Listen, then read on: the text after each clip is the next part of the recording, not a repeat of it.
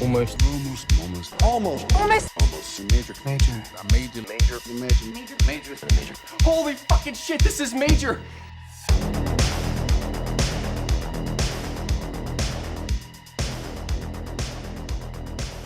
Hello and welcome to Almost Major, where we talk about the many major studios and the films they release. And today, on our 35th anniversary of our Lionsgate miniseries, we were talking about Dogville from 2003. My name is Kevin Tudor. I'm here with Charlie Nash. Hello. And Brian Doyle. Hello. And a super special guest, a co-host of This Had Oscar Buzz, and also wrote an article in the Daily Beast about Dogville. It is Chris Feil. How are you? Hi. Of course, I'm always happy to talk about this movie. I will say, Chris, as soon as your piece got published, I sent it to Kevin and Brian and was like, we got to do Dogville next. And then the fact that you were so kind enough to join us for this makes this even more special. So thank you. Okay, and also half of us here, this is the first time we saw this movie, correct? Yep. I'm very excited to have this conversation. Yeah. I'm pretty sure Charlie was just like, we got to do Dogville next. And then I felt like Brian was just like, do we? But, I was like, I'm getting my wisdom teeth out. I'm going to be watching, like, action movies for, like, the next week and a half, no matter what. Like, it's, you made a better decision than I did, because literally I got my wisdom teeth out when I was 16 in the summer, and my mom was like... It was very nice of my mom. She was like, I'll watch movies with you all day. And I immediately was like, well, what do you want to watch? And she immediately said, I haven't seen American Beauty in a while. I thought you were going to say you had your wisdom teeth taken out and you immediately watched Dogville, which I famously, the first time I saw Jean Dielman, I had the worst flu of my life and 102 fever when I watched that movie. Jesus Christ. Which I think is actually the exact correct way to watch that movie. Well, just watching that and Sodden Tango just back to back. Oh my God. Mm-hmm. Well, one of the last movies I watched before as I was recovering, before I got my stitches out, was Wimbledon, the tennis rom-com, which has Paul Bettany, and I was like, I bet this is going to be weird to see him, like, 5 days later in Dogville, like, in a completely different mode. It was very odd. The worst nice guy character to ever exist. The worst. Yes. Yeah. Dogville 2003. It premiered at Cannes in May 2003. It was at TIFF September 2003. Opened limited in the U.S. on March 26, 2004. On 9 theaters and maxed out at 70 theaters at a budget of $10 million. Opening weekend of $88,855. Domestic gross of $1.5 million. And overall gross of $14.8 million. Strap in. Top 5 films that weekend. Scooby-Doo 2 Monsters Unleashed. The Lady Killers. The Passion of the Christ, Dawn of the Dead, and Jersey Girl. Oh my God. So you're saying while these movies are running the box office, this was not exactly the best, atmosphere for the American public to embrace a motion picture like Dogville? No. Because, like I said, it made $1 million in the U.S. and then $13 million overseas. So, U.S. was not exactly Von Trier. I wonder what is the most profitable Von Trier movie in the U.S. I want to say Melancholia. I would probably put Breaking the Waves. Breaking the Waves, probably, because that genuinely had Oscar buzz. So Emily Watson was nominated. Frances McDormand won for Fargo, which I can't get mad at that. Like, do you think Emily Watson might have won if Frances wasn't there? I don't know. Was that a movie that my parents saw that movie and loved that movie. My dad still remembers that movie, and he's just like, oh God, what a great movie, but I never want to sit through that again. So no, people definitely I mean, saw if it wasn't for Frances, it would probably actually be Brenda Blethyn. For Secrets and Lies. Yeah. Yes, we are. God, what a great movie. I mean, like, also, those were from the same can, too, so it's like... Yeah. God, what a fucking great... Actually, all three of those movies played that can. What a great year. That's insane. Yeah, and then Melancholia in 2011, everyone was like, well, Kristen Dunst is going to get an Oscar nomination for this thing, right? And then it was like, what? And then they have a press conference. Yeah. And then we got to see her best acting performance while she made straight face through the entire press conference. Like, she should have won an Oscar for that. Chris Pine should have won an Oscar for whenever he was straight faced when that woman was like dick poop when they were announcing the Oscars. Should have won an Oscar for that. Secrets and Lies actually won Palme d'Or. I should probably watch that. I've actually never seen any Mike Lee if we ever movies. do October Fantastic. films, we'll watch it. Yeah. It's maybe not the Mike Lee movie to start with because it's just like you start there and it's like nothing is gonna measure up to that movie. I mean, other Mike Lee movies are also incredible. Like Another Year is incredible. I mean, like Naked is amazing. Maybe start with Naked because Naked is very different than the rest of Mike Lee.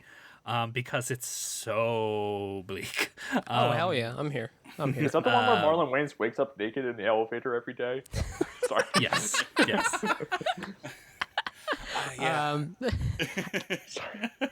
Secrets and Lies, though. Secrets and Lies has maybe the single best character saying the title of a movie moment ever. Really? It's so good. It's amazing. That clip that always goes viral that people are, change what's on the screen of like a sports bar where the whole bar goes crazy at one point. Truly, when the title of that movie is said, there is nothing else that compares to that level of cheering, etc. If you took a drink every time they said Dogville in Dogville, would you be dead by the end of the movie? You'd be dead before fucking Nicole Kidman shows up. That is cirrhosis. Of the liver. Two very different diseases. Yes. That is cirrhosis. You'll get both. By John Hurt. John Hurt alone will give you cirrhosis in this movie if you take that. Oh, man. Number one song in the U.S. this week is Yeah by Usher featuring Lil Jon and Ludacris. Lest we forget, this was number one for 12 straight weeks. Oh, I remember. I lived through it. Yes. Yeah. Yes. It was originally written for Dogville. That is there's a true. whole dance That is sequence true. in the middle of this movie. Yeah, as soon as James Caan arrives, he just pulls up and he's blasting that song out of his car. I would give this movie 5 stars if that had happened. I would too. Of the 4 tracks from Usher's Confessions album that went number one, it was a combined 28 weeks of Usher at number one in 2004, and that feels about right. Hell yeah. Number one song in Canada this week is Toxic by Britney Spears. I also want to note this won't be the last time when we mention Britney Spears while talking about this double bill, I bet. Yeah, I have a trivia fact about that, and it's going to make everybody groan simultaneously. Like I said, actually didn't say that, but nominated for the Palme d'Or, it lost to Gus Van Sant's Elephant, which I rewatched after about 15 years, and that's a perfect film. So, most importantly, Dogville, it was nominated for Palm Dog for Moses, the dog in Dogville, and it won. And I'm sure all the other dogs were pissed that they lost to an invisible dog, but what are you going to do? I think I know the answer to this, but I just want to ask Chris, did this have Oscar buzz? I'm going to go with absolutely fucking not, but I could be wrong. I mean, this is the type of thing that if we did an episode on this, listeners would be like, what? Excuse me? But like, there's especially the more you follow it, there's a long tail of where Oscar buzz exists. By the time it was released in the States, no. But like when it launches at Cannes and, becomes a huge talking point, sure. I mean, this is Nicole Kidman's first movie that's released after she wins an Oscar. Or first movie that premieres after she wins an Oscar. Yeah. And I think you pointed this out in your piece, Chris, but it's interesting to think she probably rapped on this movie before winning the Oscar, right? Like, did you mention that? Yes. Yeah. Yes. And it's also interesting as a time capsule because I remember, and this is like a gay awakening for me somewhat, but like, being 11 and watching that Oscar telecast, and Nicole Kidman did make a speech because, there was the whole Michael Moore thing. We'll get into that. And then she mentioned, I bet a bunch of people are wondering why we're all here tonight, but it's because art is important. And I remember that really sticking with me even as a kid, not being able to fully understand the entire scope of how on fire the world was and was going to continue to be for a very long time, still is. But it made me think about like if Dogville was also, obviously she won for the hours, but it did make me think if Dogville was also on her mind while giving that speech. And that was also an Oscar telecast where I think at least 28 jokes were all about her nose. Which even as a kid, she won I was by like, a nose. That's true. Yeah, Denzel said that. Yeah. He says it so quick. He's like, "By nose, Nicole Kidman." Yeah. plot description from Google: a barren soundstage is stylishly utilized to create a minimalist small town setting in which a mysterious woman named Grace, played by Nicole Kidman, hides from the criminals who pursue her. The town is two-faced and offers to harvest Grace as long as she can make it worth their effort. So Grace works hard under the employ of various townspeople to win their favor. Tensions flare, however, and Grace's status as a helpless outsider provokes vicious contempt and abuse from the citizens of Dogville. As far as plot descriptions go, that's not that bad. Written and directed by Lars von Trier. Prior to this, Europa in 1991, Breaking the Waves in 1996, which I finally watched as research for this. That is a fun time. Just put it on, have a good time after that. And speaking of good times, Dancer in the Dark 2000, the same year, The Five Obstructions. Bryden, you caught up with this? I did, yeah, which I think he's like probably making Dogville while he's making that, like periodically, because it's like him like sending Jorgen Leth off to like remake his own short film and then like checking in with him like every few months saying like, all right, let's see what we can fuck with next. I have two tidbits about Dancer in the Dark. We were talking about movies we were watching when we were sick. Chris, you mentioned John Dielman. I watched Dancer in the Dark in college. The one time I had strep throat. Horrible decision. Not to mention that, you know, Bjork is like literally belting out and putting her entire fucking life into that thing. So it was already. But the other thing is, a dear friend and coworker of mine, her dad has been an extra in certain movies, and he played Catherine Deneuve's lover in Dancer in the Dark, which is insane. And I met him very briefly, and I didn't mention anything, but I'm like, you literally played Catherine Deneuve's lover. That's insane. Like, he doesn't have a line or anything like that, but I think he breaks down sobbing in the background. I told myself I was going to revisit this one, and I love that movie to death, but it's been a rough couple weeks. I couldn't do it. So yeah, that's just a fascinating tidbit that I'm just like, one of those weird, it's a very small world type of like bits of trivia. Yeah. After this, Mandalay in 2005, the sequel to Dogville. Charlie, was this your first time watching it? Did you just recently watched it? Yes, and Chris, you have also seen it. I've seen Okay. Unless you both are braver than both of us for doing that. Yeah. It's a misfire, and it feels like microwaved leftovers. I don't want to give away my feelings on this movie, but it is certainly not. Mandalay is definitely one of his... There's a few Von Trier movies I don't care for. That is like at the very bottom for me. I think it's probably my least favorite of all of his movies. Yeah. Quite safely. I can't think of anything else that I would say challenges it. I didn't like House That Jack Built because I was like, this is an outrage. I just thought that the trolling was kind of obvious and kind of transparent and shallow in a way that I was just kind of like, Lars, you're better than this. Like, come on, man. But I know that's one that a lot of people defend too, and I don't know when I'm going to be in the mood to revisit it, but I bet it could happen one day. Antichrist in 2009, Melancholia in 2011, and the worst film of all time, The House That Jack Built in 2018, starring oh boy, Nicole Can Kidman. I ask you a question actually really quickly? Yeah. Because this was my I had not seen a Lars von Trier movie until this past week. I want to hear what everyone's first exposure to Lars von Trier was in terms of what her first movie was. Mine was The Boss of It All. I thought a nice comedy would be like a good gateway into that. I thought it was fine. But like it is funny, like sort of like he's already like getting sort of like the idea of like a mastermind like constantly changing the rules on people and like directing them in like hellish circumstances. I thought that was very interesting to see that run through that Five Obstructions and Dogville. But yeah, that was my first gateway to him. But everyone else I would love to hear.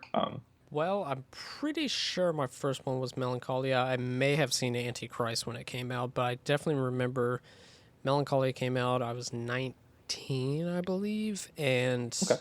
Right, yeah, should be about 19. But I drove like an hour and a half away to see it. Saw it in like an empty-ass theater. Loved it. Haven't seen it since. Wanted to revisit it, but I didn't. And then I watched Nymphomaniac, which I remember nothing about other than being like, how long is this? Because it feels that long. And then the House that Jack Built, I saw that in the worst theater experience possible. And Breaking the Waves. I think that's all that I've seen. Did you also, in terms of just House of Jack Built, did you go to that like one night only director's cut thing. Yeah, that's what I went to too, and it was sold out. And at least in my theater experience, people were amped when Lars gave the intro, and you could just feel the energy getting sucked out of the room the longer that movie went on. Yeah. No, people were into it. Like when the most like heinous shit is going, people were hooting and hollering. I was like, Oh don't God. don't like being I here. think that's misunderstanding the movie. Yeah, didn't like it. Chris, what about you? So my dad is really cool. Love my dad. My dad took me to see Dancer in the Dark Oh hell yeah. the same night that he took me to see, I think it was Traffic. We double featured Traffic and Dancer in the Dark. That's like 5 hours of emotional turmoil. Yeah, and like by the time we left Dancer in the Dark, we had absolutely nothing to say about Traffic, and I feel like that's shadowed my perception of Traffic since. Like whenever people are like, "So Traffic, great movie," I was like, I mean, it's fine.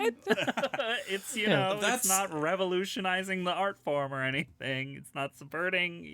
That's so funny to me, Chris, because I love Traffic, although I saw Traffic way before I saw Dancer in the Dark. I need to rewatch it, to be fair. I feel like knowing you and your love of Catherine Zeta-Jones, you would have been all over that subplot. She's the best thing about the movie. Oh my God. Yeah. You sleeper cell activation phrased me. She's great in that movie. The scene where she brings in all the dolls that are made of cocaine, and then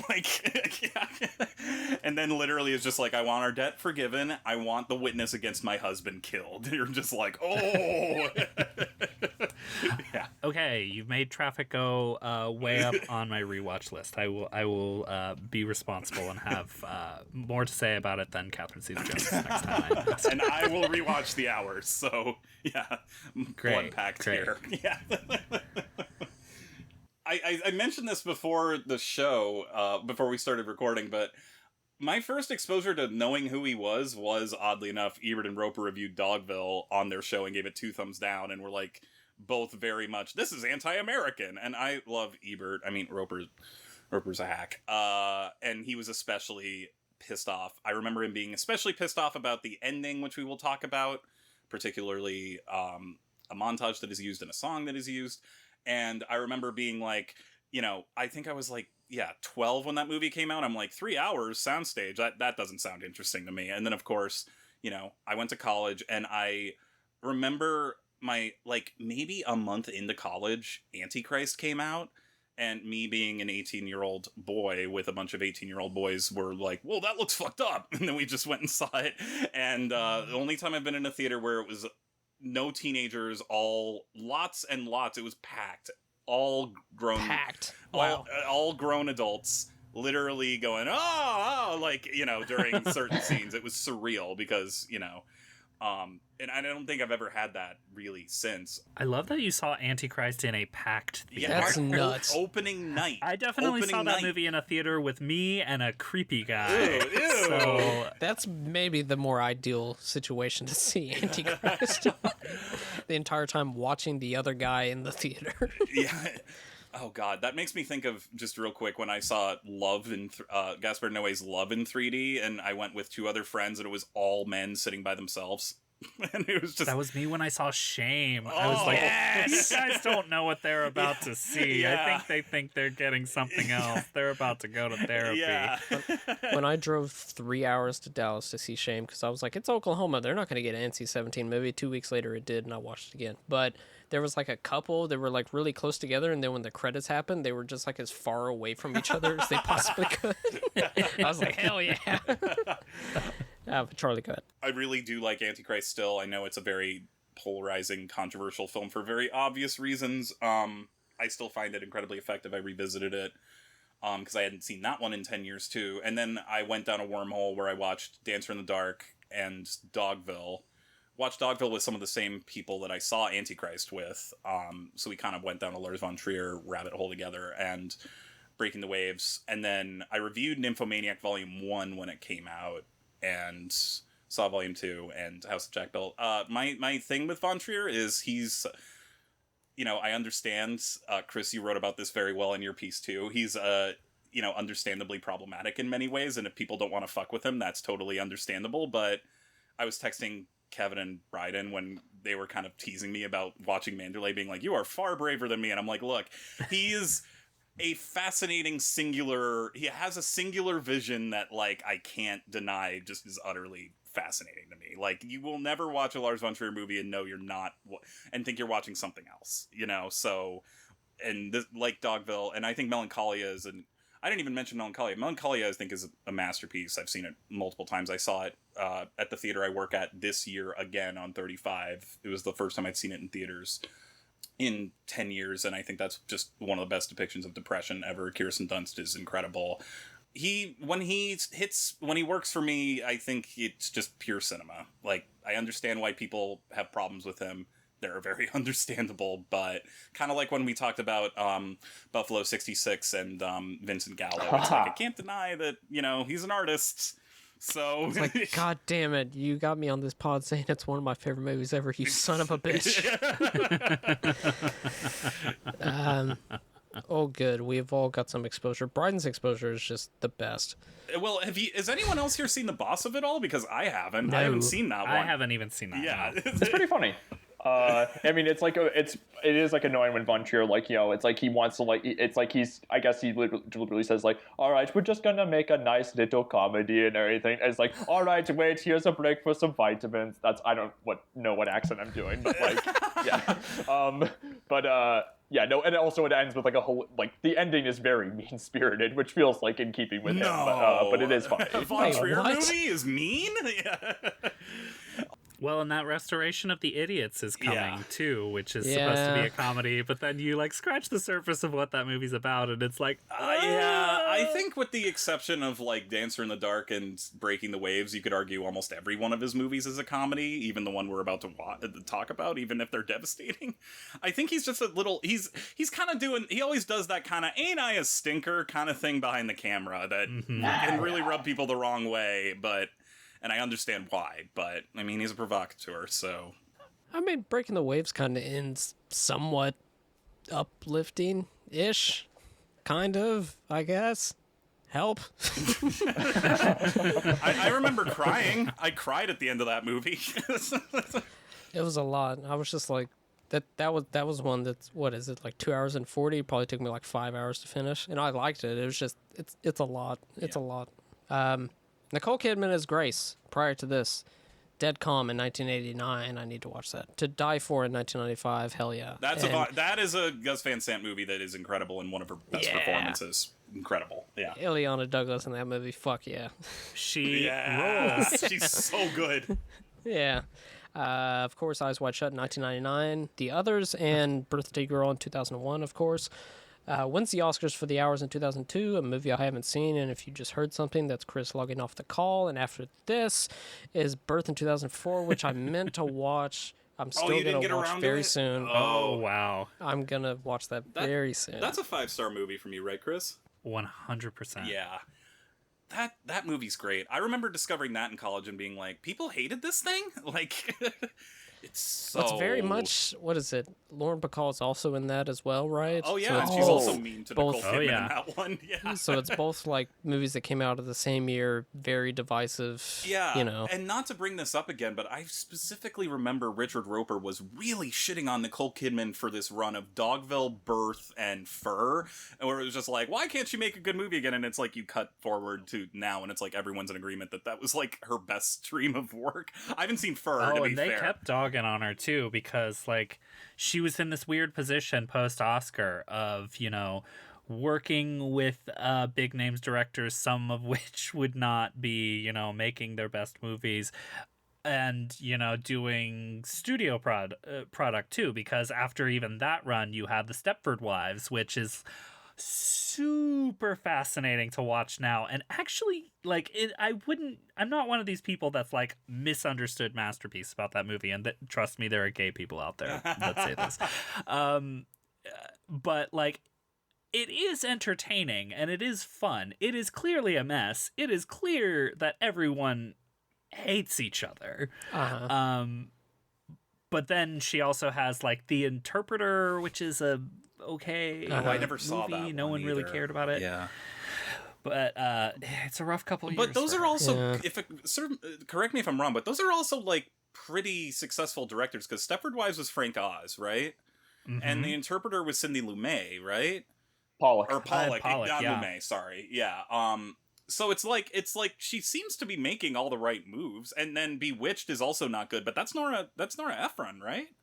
Yeah. It probably got her. Yeah, it's Nora Ephron. It probably got her biggest payday. It's like all of these decisions are good on paper decisions. It's just like, and some of them end up being fucking masterpieces, like Birth. And I rewatched the worst of 2004 episode of Ebert and Roper, and even Roger Ebert said Nicole Kidman's completely wasted in this movie, and I'm like, I'm sorry, but this is one of her best performances, and especially after watching Manderley last night, when Bryce Dallas Howard had to, step in her shoes, I'm like, look, Bryce Dallas Howard, you're fine, but you're not Nicole Kidman in this movie. Like, you can't just. It's like Julianne Moore trying to do Clarice Starling and just being like, look, I love you, but it's not the same thing, like. Well, in both of those cases too, both the Clarice Starling one and then Grace and Manderley, it's like these are characters that aren't as well written this time. Yes, like, exactly. Yeah.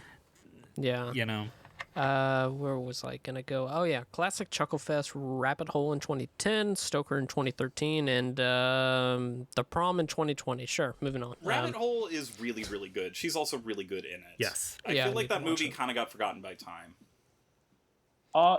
It's really good. I had to read the play for a class a couple of years ago, and it was really interesting thinking back on, like, because I'd seen the movie and I was like, oh, it's interesting, like, what the play, like, leaves out stuff from the movie, and, like, they're both interesting in, like, their own ways. Yeah. That was also, sorry, I promise I'll just quick tangent, but if we have Chris here, that was a good year for Best Actress, if I recall correctly, because Natalie Portman won for Black Swan, then there was Annette Bening for Kids Are All Right, Nicole Kidman for Rabbit Hole, Michelle Williams for Blue Valentine, and Jennifer Lawrence for Winter's Bone. And it's like, why can't we always get lineups that are that Great good? lineup. Great lineup. Like, I'm glad Natalie Portman won. I mean, Black Swan means so much to me. I love that movie. But, like, you could have picked anybody else, and it would have been like, that's fine, like... Right. I would say Annette Bening, right movie, wrong performance. I would rather have seen Julianne Moore there, but you can't argue with that 5. Julianne Moore definitely has the more difficult role in that movie because she makes a terrible mistake that you still have to care, and you still have to care about her after that, and you basically do. So where were the noms for Josh Hutcherson as Laser, though? No. Oh my god, I forgot his name was Laser in that movie. Wow. Isn't there a whole section of that movie too? Well, maybe not a section, but like 10 minutes of that thing where they all are like, Josh Hutcherson is gay. We need to talk to him about this. Because they catch him and his friend watching gay porn. Yeah. When they themselves are watching gay porn, I think. I haven't seen that movie in a while. Good movie. Yes, you were right. Yeah. Should rewatch it. Yeah. It's a good movie. Okay. I still have to talk about 57 other actors, so bear with me. Paul Bettany as Tom Edison. Funny thing here, his known for on IMDb is simply him playing Vision on WandaVision, and that's it. That's all he's known for. Prior to this, Bent in 1997, a movie named Kiss Kiss Bang Bang, but not that Kiss Kiss Bang Bang in 2001, also has Stellan Skarsgård in it. Same year, Master and Commander: The Far Side of the World. Still haven't seen it. Stay out of it. After this, Wimbledon in 2004. Cool. Legion in 2010. I'm going to watch that garbage. He played the Priest in 2011. Also going to watch that garbage. And no less than 48 Things in the MCU. Also starring, and if you want to get past this part, just hit the 30 seconds fast forward like 14 times. Lauren Bacall, Harriet Anderson, James Caan, Patricia Clarkson, Jeremy Davies, Ben Gazzara, Philip Baker Hall, Saban Fallon, John Hurt, Udo Kier, Chloe Sevigny, and Stellan Skarsgård. Maybe the most stacked movie we've ever talked about. Yeah, and a few repeats, like actors that we've covered before, which is cool. Like, this is like the third Chloe Sevigny movie I think we've done in this miniseries. Really? With, like, Shattered Glass, this, and... American Psycho. Psycho, that's right. Trivia! This one is very funny. Paul Bettany did not want to play Tom Edison because they were shooting it in Sweden. Then his friend Stellan Skarsgård told him that Lars von Trier shoots were so funny that you'll miss something extraordinary if you turn the part down. After shooting half of the movie, Bettany asked Skarsgård when the fun would start, to which Skarsgård replied, I lied. I did it because he's amazing to work with, and you wouldn't be able to see that before you were actually here yourself. I wanted to give you a chance, and you wouldn't have shown up if I had been frank with you. Bettany later called the making of this movie hideous and a particularly unsatisfying experience because Von Trier has no interest in you being a part of the cerebral process with him. You're absolutely his puppet. He said he has never watched the movie and has no intentions of ever doing so. Wow. I watched the 40-minute Dogville confessions or whatever. You can tell he's not having a fun time. Like anytime Von Trier's talking, Paul Bettany's like looking at the camera just like, oh god. Do you think Jennifer Connelly has had to like sneak this in their own home when he's away? Oh, are they together? She's like, I didn't know shit, I that. really want to watch that restoration. yeah, exactly. A couple things. Do you think Paul Bettany talked to Kirsten Dunst on Wimbledon about working with Von Trier, and she was like, sounds like something for the future. And then also, yes, Kevin, Bettany, and Connolly are together. There's I think it went viral for a little bit. There was the Larry King interview where it's like asking, like, how did you and Jennifer Connelly get together? He's like, well, the thing that happened, Larry, was 9/11 happened. And then like, it just like, it continues. Oh my god. Also, were reports of Bjork not getting along with Von Trier out yet? Because this was like they were pretty immediate in the release of the movie. And then as time has gone on, Bjork's like, and another thing, and another thing. The thing about one of the things about Bjork, like, I remember, because I was obsessed with that movie, and I remember reading like Entertainment Weekly stuff about that movie. She's not lying when she says that the producers were saying that she ate a shirt. Like, I remember the Entertainment Weekly report on that these people, tried to make her seem crazy. Yeah, that's wild. Just Jesus. imagining Entertainment Weekly being like, we have a new scoop on the new hot film, Dancer in the Dark. It's like, Wow. Okay, so Dancer in the Dark, when it was released, the two head critics at Entertainment Weekly at the time, I wish I still had this Entertainment Weekly, they were too divided. They were so divided on the movie, Lisa Schwartzbaum and Owen Gleiberman, boo hiss. They were so divided on the movie that they ran two full reviews of the movie next to each other. Lisa Schwartzbaum called it her favorite movie of the year. She's always been a Von Trier stan, if I recall, because I'm pretty sure that she also didn't she name Melancholia as the best film of that year too? I forget, and I forget if she was even still with EW at that point, but like she was one of the very ardent fans of that movie. I miss her work. When she retired, she was like, "I'm out, bye," and I don't think she's published anything about film since. You were correct, Charlie. She gave it a very good review, an A, which is like the highest thing that Entertainment Weekly can give a thing. So good memory. Also, real quick, is this like this kind of put a stop to? I guess you would know about this too, Chris. This kind of put a stop to his Cannes Award run to a certain extent. And then Bjork won Best Actress for Dancer. That won the Palm. Yes. Dogville walks away empty-handed. Even Antichrist Charlotte Gainsbourg won Actress, and then same with Kirsten Dunst. The dog won at the Palm. So. Oh god, what am I talking about? I forgot about the Palm dog. You're right. Okay. Isn't there also a story that Melancholia was gonna win the Palm, and then the press conference happened, and then they gave it to Tree of Life instead, and they gave Kirsten Best Actress, which was very well deserved, of course. I believe that's one of the rumors. I think the rumor is also the leaders of Cannes kind of nudged them in the direction of Tree of Life, like, hey, you might look bad in history if you don't vote for this movie. But yeah. Before I get back into trivia, when the Palm Dog wins, they get a collar that says Palm Dog on it. That's incredible. I hope Lars still has it. Oh, yeah, I'm sure. It just suspends it in the air because the dog doesn't exist. Director Jennifer Kent felt that she could learn more from working with Von Trier than by attending film school and reached out to working on one of his movies. She was hired as a runner on this film and, of course, went on to direct The Babadook a decade later. Neat. And The Nightingale, which... Also an easy watch, yeah. The role of Grace was written for Kidman, who said in an interview that she wanted to work with von Trier. After Nicole Kidman reportedly vowed never to work with von Trier again, she turned down the lead in Antichrist, but said in 2010 that she was still in touch with him. She was even cast in Nymphomaniac, but left due to quote-unquote scheduling conflicts. Big quotations on scheduling conflicts. They also mentioned that for Manderley, too, if I recall correctly, that there were scheduling conflicts for that one. Probably. Von Trier allegedly wrote this screenplay on a 12-day drug binge, okay? The opening scene where you see the complete set from overhead was computer constructed with 165 individual shots, as the ceiling of the studio was not tall enough to make one single wide shot from above possible. Von Trier allegedly would sometimes try to strip and direct scenes naked in order to provoke and agitate the cast. It was rumored he stripped naked in front of Kidman. When asked about it in The Guardian, he said, "It sounds likely, but Nicole was ready to come back and do more movies with me, so it couldn't have shocked her that much." Boo. I hate that. Sorry. Yeah, terrible. A 15-minute pilot film was made in the pre-production phase to test whether the concept of the chalk lines and the spare scenery would work. You can watch this online. Russell Crowe visited the set one day and said, "This demands an explanation." And Von Trier said, "Not from me." What? Wait, why was he there? Why was Russell Crowe there? No idea. Patricia Clarkson was cast 4 days before shooting began for her.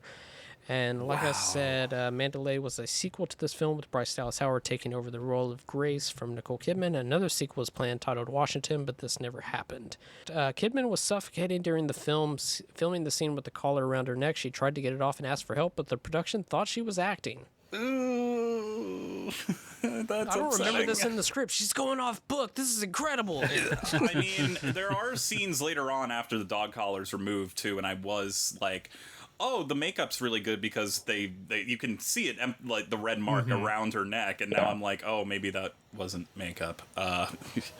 Oof. Maybe. I was also interested by the dedication at the end of the movie to Katrine Cartledge, who I read was originally cast in the Patricia Clarkson role, but died while this movie was being filmed. Oh, yeah. Yeah. I see a beautiful little town in the midst of magnificent mountains. A place where people have hopes and dreams. What if I said you could stay here? But I've got nothing to offer in return. No, I think you have plenty to offer Dogville. We all have the right to make the most of our lives. Hey, we're looking for somebody. I am in a position to offer a considerable reward. But you think we should give sanctuary to a fugitive? I wasn't trying to fool anyone. God only knows what that woman is capable of. I really don't want to put any of you in jeopardy. You're one of us now. Dogville. Has it got you food yet? People are the same all over. Greedy as animals. If people in this town don't like me, there's nothing I can do about that. So that's all the trivia I have, and I'm sure our initial thoughts will be very short and sweet and no complications whatsoever, and we all just have very succinct opinions about it. No, I'm just kidding. Initial thoughts, I want to go, like you were saying, Chris, me and Bryden had not seen this previously, so I want to go with Bryden first with initial thoughts.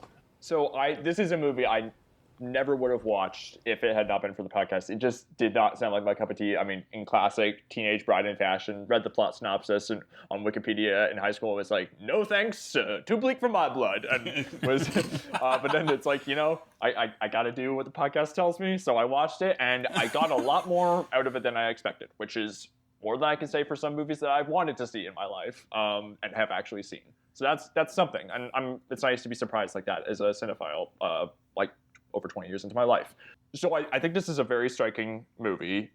It's wild that this is like shot by Anthony Dodmanto, and if you've seen like other movies he shot, like 28 Days Later, I think comes out like when this in the States, like in the same year that this plays at Cannes, and those are like, if you want to see like the range of that guy's talents as a cinematographer, it's like two movies that look completely different, and like all like the jittery like handheld stuff in this movie like really lends it like a sense of unease like throughout, and like all these conversations can change tones so quickly. And the soundstage setting, it's it's not like a distraction. I think it absolutely works where everything is like you get it, where it's like all like chalk outline and you can see into people's houses and everything. And it like gives like at the start of the movie, it feels like it's giving like this set of like this sense of openness and community and like trust and everything. But then like you also have like it's just like a completely black background in like the nighttime scenes and everything, which makes it feel very suffocating. And then you have like these very tight close-up handheld cinematography and everything, which makes it feel suffocating. And then you realize like, oh,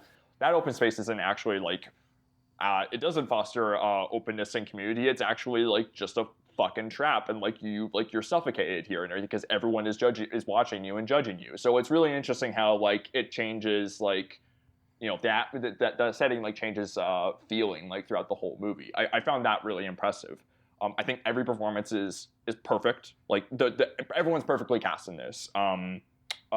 Nicole Kidman, I mean, just like her body language, like the way it changes, like in individual scenes and everything. Like when she's being hidden in the truck, and she's like initially opening up to Zelko Ivanek as the truck driver, and then the way she just like her hands like sort of like immediately like move to cover herself, like as she realizes like what he's about to do. It's a very upsetting scene, and this is, I mean, I feel like if you know this is for people who are listening, if you know this is a Von Trier movie, you can get the idea that it's a very tough movie to watch. But this is a very tough movie to watch. Yeah. There's a lot of upsetting scenes in this, but I think like the performers are, I mean, they really throw themselves into their characters. And Paul Bettany, I mean, yeah, we were talking about how like he is like just his meekness, I think, is very well used in this movie as to play just like a guy who is like, who has the power to help people and everything, and like, you know, as positioning himself as like a nice guy and everything, but when he's given the opportunity to help people, just like does stuff to serve himself. I will say one of the funniest moments in the movie, it's a very bleakly funny moment. I can't remember what the context is in my notes, but like he just turns around to Nicole Kidman and says like, "Good news," and like pumps his arms and everything. And I'm just like, this is like the most pathetic gesture ever. It's just like the worst. There's a lot of different things going on in this movie. A lot of things where I feel like there's a lot of contradictions to suss out. It was one of those things where I was talking before we recorded. Like I had to like type out like a whole text edit document to myself to sort of like just think this movie out, what like its the implications of its ending, and like everything it was showing throughout the whole thing, and like how its characters were acting, and what like the meaning of it all was. And look, I think when a movie is doing that, I think that can be a very good sign. I think it's a good sign here. I do like this movie, but this is a very thorny movie, and I'm still. I think I found a way to interpret it, at least for me and everything, where I can sort of square its contradictions or ideas comfortably in my head. But I would like to discuss it a little bit more. I won't get too in depth, but because we're obviously going to have a long discussion about this. But yeah, no, I did like it with some reservations, but it was, like I said, I got a lot out of it, which was nice, if you can call it nice. But yeah. Being that I made you open, I will go next because I have not written down any initial thoughts or really even written down any thoughts period about this movie, so it's going to be a lot of jammering through stuff. I do like this. My problem is I think I enjoy reading and thinking about it than I actually enjoyed it watching it. Not to say that I was bored by Say or anything like that, because after Breaking the Waves, which was a movie while I'm watching it, I'm like, this is not boring. It's just, there's a lot, and I'm not connecting to it and whatnot. And, you know, I've been going through a lot, so I've been wondering if, like, I'm just not able to just connect with movies right now. But then, like I said, I rewatched Elephant, and like fucking Clockwork Orange style, my eyes were just glued to the screen, so I'm like, okay, I'm fine. So Dogville, it definitely does. I don't feel bored. It doesn't feel overly long, and it's also really fascinating. And I told y'all about this at the start. You're just like, oh, it's like a play and blah blah blah. Like, isn't this so quaint and whatnot? And then after like 30 minutes, you really just buy into it, and you don't think of it any differently. It doesn't feel weird or anything like that. It's like a thing that could be written off as a gimmick, but it actually, one, there's a reason why he does it. And when you get to, unfortunately, the first scene of sexual violence, and then you're seeing the entire set where everybody technically can see everything, but they really can, you're just like, oh, this is why you're doing this. And that's a really, really upsetting and powerful scene. Another thing, yeah, like you were saying, I think all the performances are fantastic. Like I said, stacked as fuck cast, just unbelievable. A cast so stacked that they have to put everybody's picture on the poster, and there's like 30 fucking people on the poster. Yeah. He's done that a few times, because remember when Nymphomaniac came out and they had everyone doing an orgasm face? Legendary. Was looking at that recently. I was just like, Some of holy those shit. posters are so upsetting. Which one, Udo Kiers? Well, yeah. No, that's like one of the least upsetting ones. That's like, oh, I get what you're doing here. I also like as Udo Kiris, the waiter. It's like, he's doing that while he's a waiter? What kind of restaurant is this? What I hated was I was like, oh, some of these are funny, and then I looked at Jamie Bell's. I'm like, oh shit, that one's kind of hot. I didn't mean to interrupt you though, Kevin. We got a poster in the mail. What is it? Don't worry about it. No, it's fine. Yeah, it's the thing of when I think about this movie, I'm not going to think about the first 2 hours and 40 minutes. I'm going to think about that last 20 minutes, which I think is phenomenal as much as upsetting it is, and how just balls to the wall and nihilistic as fuck as it is. I'm usually a big fan of that. It's a problem when Lars von Trier is like openly trying to rub your face in how nihilistic it is, like some would say in Antichrist. I haven't seen that in a while, so I can't really comment on that, but definitely like in The House That Jack Built, where the entire time it's like, dude, I get it, shut up. I don't get that with Dogville at all. And I remember I was texting Charlie, and I was just, because you were saying that like Ebert and other people were just like, oh, it's so un-American, anti-American. And I'm just like, am I stupid? I'm like an hour in and I don't really see that yet. And you were like, oh, you'll get it. And then the credits hit, and I was just like, oh, you son of a bitch. I think that's awesome. And then I read Ebert's review, and he's just like, well, not all towns in America are like this. And I was like, oh, shut up. His review is baffling. But 2 years after 9/11, what are you going to do? But yeah, that ending, I was just like, when is James Caan going to show up? And then he shows up, and I was like, oh, hell yeah, we're cooking. There is also a tidbit on Wikipedia, although there's no citation, that James Caan didn't like this movie for also being un-American. There is no source, though. So I can see I wonder...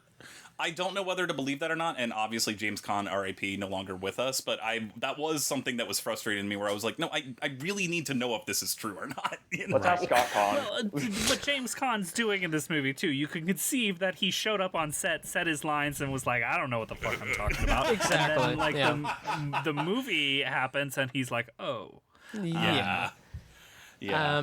But yeah, this is a lot, but I did like it. And like I said, I'm probably going to enjoy talking about it than just being like, oh, I'm going to throw on 3 hours of Dogville. It's just like, no. Every time I listen to Young Americans, I'm just going to think about this movie and be like, ha, ha, ha.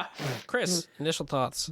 I love this movie. I would probably say this is my favorite Von Trier movie, or at least after this year, not just writing about the movie, but watching this movie multiple times this year, and the glorious restoration currently available on Mubi. Hell yeah. I felt so dumb. I had my DVD. I didn't watch the restoration. At least fire up, if you have Mubi, at least fire up just to get a look at it, because what really struck me with this restoration, it made me more frustrated reading initial reviews of it, where, you know, people really rejected what he was doing visually, and they're like, it's just a filmed play, and it's like, but there's so much cinematic going on that really, I think, if there's anything to dispel the like Dogville is a filmed play thing, watch that restoration. The restoration will put the final nail in that coffin. Yeah, I feel like, you know, this is a movie that got pegged with being about George Bush's war, but it's ultimately about broader things than that. I think it's about the soul of America as perceived by an outsider. It's really, I think it's really kind of bold and brave, on top of all of the stylistic and the, you know, the things going on in this movie and the anger of this movie, to, in a lot of ways, construct Grace as a little bit of a Rorschach for the audience. I feel like different people who feel different things about this movie think that Grace functions differently. Is Grace the outsider? Is Grace equally as, compliant in the violence of the people of Dogville, even though she is a victim of it. Yeah. Because of where the movie ends up and where she goes. And I've talked to people who have outright called her evil by the end of this movie, and I cannot say that I agree with that. But yeah, I think this is a really complex movie, and like Von Trier is this kind of highfalutin intellectual, right? And like you watch The House That Jack Built, and it's like, oh, he's just writing like a dissertation. A House That Jack Built is Lars von Trier's Hannah Gadsby monologue. Oh my god! God. And like this feels very much, and like he was reading John Steinbeck at the time, and it feels very much to me. And this is something I could probably go on and on and on about. It's using the language through cinema of a lot of American writers and a lot of American myth making, essentially, to show America as it actually is, not the myth that those things want to perpetuate, whether they intend to or not. Obviously it's borrowing from Bertolt Brecht, but it's just as much borrowing from Thornton Wilder. And it's about how evil America is. If you want to call that anti-American, be my guest. But I find so much truth in what American culture is in this movie, especially today. I feel like it's a more resonant movie than it was 20 years ago, because our culture has shifted to, cruelty is not a bug, it's the feature, especially in conservative America. I think this movie has a lot to say about that. Mm-hmm. Yeah. The myth making point that you made, I mean, one of the first scenes in the movie is that they're listening to the radio. It's like the music, and then like Philip Baker Hall wants it turned off because he's like, he doesn't want to hear the news and everything. And it's like, deliberately shutting out like what's really going on in the country and everything. They want to just like live the lie. Yeah. Charlie, before I throw it to you, I remembered that Ebert was like, Von Trier's never even been to America, so what does he know? And I was like, okay, buddy. Yeah, I don't love care. Roger, but I think that's dumb. I love that man so much. I wish he was still with us, but not my favorite take he's ever had. Yeah. It's also partly why Young Americans is used. That song is written from the perspective of a European's perception of America. Yeah. It's a fucking phenomenal needle drop in everything that it's saying about, like, you could show somebody just the end credits and it's just like, oh, I know what this movie's about. It's a perfect needle drop. And of course it's Von Trier just being like, I think I can put a Bowie song in here somewhere, which he does in like all of his movies. Charlie, initial thoughts? Yeah, I'm with Chris on this one. I love this movie. And Chris, I remember reading your article when you posted it and getting so excited. As I mentioned, I was like, we got to do this one next. And reading that piece, you tapped into so much that made me want to revisit it again. And then it being 10 years later, like you just said, it's so prescient to where we were headed, even if it is a time capsule in and of itself. It's having lived through Trump and a pandemic in which,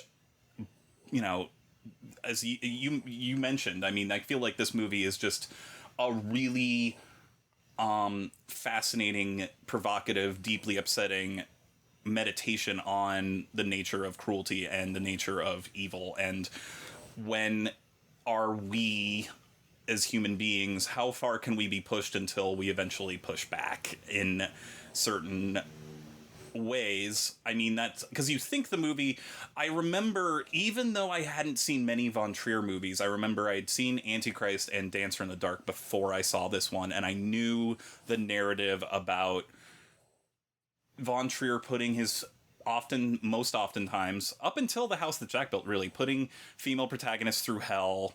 Is he a misogynist? Is he an empath, or is he both? And I remember just watching this for the first time, Antichrist, Dancer in the Dark. I don't think I'd seen Breaking the Waves yet, but I knew that was in a similar vein of they get put through the ringer and then at the end they they received the sweet release of death, basically, in some form, and often literally. But I remember watching this for the first time in college and then being so shocked by the subversive nature of this ending, and it actually disturbed me more than anything else he'd done up until that point, because what you write about it so eloquently in the article is we'll get into the ending, but what I think makes the ending so important is the movie is John Hurt as the narrator and Nicole Kidman's performance emphasize that this is the right thing to do, and it is an understandable reaction to the trauma and horrors that she's lived through, but is it justifiable? And I think that what makes this movie, you mentioned Rorschach test, Chris, I think that's what really is so powerful, because I know this is going to sound insane, but watching this, being more involved in politics and having grown, because I watched this when I was 18 and had just moved into college. I was just learning about the outside world and like being blown away by it on a cinematic level, but having lived in the world in more populated areas in Boston, like seeing everything unfold and seeing how cruel the world is, like I watch the news sometimes and see the most reprehensible human beings and go, someone should just wipe them out, like something like that. And then but then you see something like that on screen here, and it's kind of like, isn't that what we wish to do to people who are causing other people, especially the disenfranchised and minorities and queer people and all these people, harm? And the ending is so chilling to me as a meditation on, I think even in the end, John Hurt mentions, so what did we take away from this here? And it's like, we don't really have any concrete answers. I know I'm talking, like Kevin mentioned, I'm talking about the ending a little more than everything else, but I also just think aesthetically, mirroring what everybody else has said. Kevin mentioned the first scene of sexual violence where it just snaps into place as to this is why it's being filmed this way. I think that all works. And you're right, you get sucked into it. What's so fascinating about this movie is that on an aesthetic level, and I agree with you, Chris, it's not just a staged play, is you get sucked into this world, and then it will make you feel completely complicit as a voyeur, and it will also completely throw you off balance to be like, oh, right, this is the natural version of the world, but it's also a movie that very much is screaming, we are a movie. Like, take away from this what you will. This is not reality, but we are talking about very real world issues that don't have easy answers. Bride and I probably should have written something out, because as much as I love this movie, I feel like I'm just rambling on and providing gobbledygook, because there is so much to dive into here. But I think it's honestly von Trier's most challenging film, because I feel like even something like Melancholia, which is my favorite movie and is a masterpiece in my opinion, I feel like it's easier to take away something from that, whether you view the planet as depression itself or just a MacGuffin for how people react to the end of the world from a depressed and a clinically depressed and non-clinically depressed state, stuff like that. This thing, I mean, Chris, you saying people have called her evil. I've never met anyone who said that, but I mean, it is technically an evil act, but is she evil? I think it hit me hard because I realized as I was watching it this time, I'm like, I try and be the nicest person I can be every day, try and be friends with everybody, sometimes worry about people walking all over me, and then I worry about when the meanest, nastiest things I've ever done as a person is when I've been feeling hurt or pushed too far. And I think that whatever feelings you have about von Trier, there is an emotional complexity and that is very honest here about just human nature in general, in terms of when is it going to be when are people capable of just unspeakable acts of violence, hatred, what have you, and do we all have a limit at some point, and when is it okay to protect oneself and commit acts of evil in order to save yourself, or what you consider to be the good of the good of mankind, which I think is the other reason why this movie is so controversial, is it's a broad, ambiguous, very intentionally artificial movie, and then when it deals with things like this, people kind of were just at a loss. Yeah, I guess that's more than initial thoughts. I think I'm going to stop now and open up the chat here. It probably is best to get into the plot, because then we can get to the ending, which I feel like then circles that tie, because the ending I feel like is like where all the ideas get summed up, and also it connects to stuff that happens earlier in the movie and everything. So I think that's like an easy in to talk about the rest of it. Yeah, and I will also say, I know for a movie that's 3 hours, I will just say real quick before we get into the plot, this thing whizzes by for me, which is also crazy. And I watched Manderley, watched Manderley last night. That thing is 45 minutes shorter. That thing is slow as a slug, and everything that we're talking about in terms of the aesthetics being used, not as a gimmick here, is the exact opposite with that movie. So lots of feelings. Yeah. No, and by the way, saying we should talk about the plot, that was not me trying to say, like, hey, wrap it up, pal. No, your thoughts were perfect for initial thoughts. Brian and I never get any sense of animosity towards you, but... and I agree with you that this movie did go by pretty well as a pace. Pacing-wise, I was joking with you. It's like, it's 9 chapters at the start, and then they have the chapter marks come up every now and then. It's perfect. You know exactly where you are in the movie. Real quick, because you mentioned that... I remember, have any of you been to a theater where you'll see a movie that's like, this thing in 9 chapters? I remember I saw the Suspiria remake at a press screening, and it was like, Suspiria in 6 chapters, and one critic just went, oh, God! Like, Kevin is pointing to himself. Good Lord, when that came up, I was like, oh, no. Oh, brother. Well, really, this movie's like a double album. Go fuck yourself. Okay. There is something too that I think the flow, and maybe I'm just saying this as a person who's watched this movie too many times, but there's a structure and a flow to this movie too that feels very like all caps great American novel. Oh, so yeah. it's like you know how those things are structured. It doesn't that bother me here. The long haul. Yeah. It's one of the few movies where I think the narration is perfect, and like very few people can get that done well, but I think even the narration is weaponized against you and against the characters in a way that's not just we're telling and not showing. I mean, it literally, John Hurt at one point says certain things. Like, I think there's one moment where it's like Nicole Kidman goes, that's Moses, and then John Hurt goes, that's Moses, she said, and ran forward, and it's kind of like almost like funny at times and kind of like fucking with you a little bit. Anyway. Yeah. The plot description for this is no less than 38 paragraphs, so let's try to sum it up as best we can. I can try to do this on the fly. Dogville is a very small American town by an abandoned silver mine in the Rocky Mountains with a road leading up to it and nowhere else to go but the mountains. The film begins with a prologue in which about a dozen or so of the 15 citizens are introduced. They are portrayed as lovable, good people with small flaws which are easy to forgive. The town is seen from the point of view of Tom Edison Jr., who procrastinates by trying to get his fellow citizens together for regular meetings on a subject of, quote, morale rearmament. Rearmament? Yeah.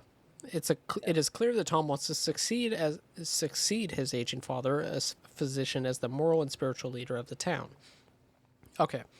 So let's try to sum up for the most of it, but Grace eventually comes to town after Tom is hearing a bunch of gunshots in the distance. They take he brings her in, but they take a poll pretty much to see after she wants to stay, but really they're giving her a 2-week grace period to see if she's actually should be able to stay there. And everybody, I do love that scene where she's waiting for the last bell to ring, and eventually it's, isn't it Skarsgård is the one that she's like, is the one that she's iffy on will actually approve if she'll stay. Well, I was going to say, the thing that I said is you can see a lot of von Trier in the Tom character, because there's literally a point where Tom says, I don't know why I said literally, there's a scene, but like Tom says like, oh, it's a game and everything, like, you know, where like you have to like follow the rules and stuff like that. And I was thinking, like the 5 instructions with all the rules that he gives. So I was like, I see. Yeah. So I thought that was very interesting how he sees himself, and like it's like, yeah, maybe he's admitting some things that he wants, that he. Some of his less desirable characteristics, but also like questioning whether he's how much of them actually make up himself. But anyways, I thought that was interesting. But yeah, the way that Belle is weaponized against her too, where it's first an ally and then what it's used for is horrifying. Oh, Jesus, I forgot all about is when it comes utterly back. Horrifying. And on top of that, I watched this with my dogs on my bed, and every time that bell rang, they went fucking insane. like Stop it! they also used shots of that bell in the trailer after I watched this movie, went back and was like, how do they market this to people? They have the kids ringing the bell joyfully as if it's like a nice little town. And I was like, what the fuck? Goodness. Fuck. That's Well, I mean, like the thing you're pointing out, like the journey we go on with the bell is that, you know, cruelty is part of the fabric of this town from the beginning. We may see them more as like salt of the earth, conscientious, you know, self-preservational at first, but it really truly is out of cruelty that they reject Grace from the beginning, that they have to subject her to this, well, you can try to win us over for a while and then we're going to let you be here. And the second that, you know, it puts our self-preservational sense of self at risk is immediately when they start subjecting her to active cruelty and active violence too. But it's always there before they do. It's part of who they are before they do the worst. Such as America. Yeah, and it's interesting too that, like, you know, it's a town that used to be mining and it's not doing very well, and the iconography there, like with like the dirty faces of the children, which then you see in like in real life photographs at the end. So it's like that's clearly that he's working off like real life things there in the movie. But it's interesting that Tom's status is that like he's the son of like a doctor, and you know, doctors are like, you know, pretty wealthy and everything. And he's free to just sort of do whatever the fuck he wants, like pursue a writing career sort of passively and everything. And it's like the fact that this guy does have the power and everything to just sort of like do whatever he wants, but doesn't really use that position to help the town or Grace when he's able to do that. I think that's like, and that's like, there's a lot of cases in America, it sounds like, where it's like there are rich and powerful people who have the power to do things, and then they, you know, they're either like actively making things worse or just sitting on their hands. So it's, I mean, not to bring this stuff in, but like just looking at how some doctors reacted to the pandemic is something I could not help but think about during this movie. How did they react? I forgot all about it. What did they say? But it's also like, just to bring up what you bringing up, Bryden, I mean, we're going to get more into the plot, but from off the it became more evident to me this time around, but like, he's a fucking coward. Like, let's be fair. He's like, I want to do good, but he is terrified of everybody in this town and terrified of saying the wrong thing. And ultimately, when it comes to standing up for the little person, in this case Grace, he's still like, well, I have to see what the majority thinks as opposed to what I know in my heart is the right thing to do. So definitely, they chimed the bell. She's able to stay. She's doing little odd jobs around town. That she eventually is able to get some money to get like some porcelain little figures from the shop. She eventually buys them all. Everything is going pretty well until the police show up and they post up a picture of her that says missing. And with the town's people divided as to whether they should cooperate with the police, the mood of the community darkens somewhat. Isn't it wanted? It's not first missing, but then it's like they put up a second poster and say wanted, right? And then it's the money. Is it the first or the second poster that has the reward? I think it's the second one. The second one, yeah. And also, Tom was given like a card by like the gangsters at the start saying, "Hey, like, call this number if you see anyone." Like when he's asked by Grace, like if he burned it, he's like, "Yeah, of course, right away." Well, see, no, There's a 4th of July celebration. Tom says that he's in love with Grace, and she reciprocates. And then this is when the police show up to replace it with a missing poster. Grace is now wanted in participation for a bank robbery, but everybody agrees that she's innocent because it says that the robbery took place at the time that she was already in Dogville. Basically, Tom is just like, yeah, I understand, but there's a lot of risk having you here, so kind of gotta pay you a less for everything you're doing. And it just starts to snowball of them just taking her for granted until it eventually just goes even more downhill. It's also just on this viewing for me, he's always the messenger to Grace half the time. I mean, obviously there are multiple scenes where she is standing in front of everybody, and then they have meetings where she is most of the time not allowed to be present. But they give Tom, the fucked up thing about this is they give Tom the end-all be-all say, and yet Tom never does the right thing, where he's just like, well, you know, like, I mean, I mentioned it earlier, literally like 5 minutes ago, but I found that to be equally chilling, where, like, they're literally giving him the position to have the most agency, and he still can't do it. It's just, it's so upsetting. Yeah, I mean, like, when they vote, like, later, after, like, all this horrible stuff has happened to Grace, I think, like, even, like, after, like, they've chained her up and everything, there's, like, the vote and everything, but, like, where, like, the townspeople, like, say, like, oh, we don't want Grace around and everything, and I'm like, it's, like, the idea of, like, we want her to leave, and then, like, I bet if Grace was there for the meeting, she'd be like, great, that's exactly what I want. Let me the fuck out of here. And, like, and Tom doesn't, like, relay that information. He still, like, finds a way to keep her by his side and everything. It's really upsetting. And in between this too, there's a really, it hurt me this time around because I knew what was coming, but the fact that Grace also gets, like, little gift baskets from everybody in town and reads that as, we care about you as a person, as opposed to basically being gaslit. You know, basically, like, it's all basically, you know, manipulation on their end. Even if the characters don't see it that way, it's kind of, it's still them using this to their advantage to get her to stay for their own benefits, as opposed to, we will miss you dearly, you know? Like, because they don't care about her as a person, obviously, so. It's like, stuff that she should have a right to is, like, you owe us and everything. Like, you know, like, she runs along the path and saying, I thought you were happy to be here. It's like, what the fuck is wrong with you? She's like, running through the path. Like, yeah, Chloe Sevigny in particular has a few line readings in here that are just so bitter and so mean. And yeah, because doesn't Nicole Kidman give her advice on, like, what to put on her hands after a hard day of work? Aloe vera. And then, like, Chloe Sevigny at one point is like, and if that's too much work for you, I have a certain type of thing that can help you with your hands. Like, it's just like, oh god, Oh yeah. like, she's such Chloe. It totally utilizes Chloe Sevigny as, like, being the ice queen in the best extent that she can be in this movie, even in a few small scenes. I feel like you get. And the characters are obviously all archetypes, but they still feel real within this artificial world, you know? Yeah. This is probably my favorite chapter of the movie. It's a situation where Grace inevitably makes mistakes, and the people she works for start to be more irritated and take it out on her. The situation slowly escalates, with the male citizens making small advances to Grace and the females becoming increasingly critical and abusive.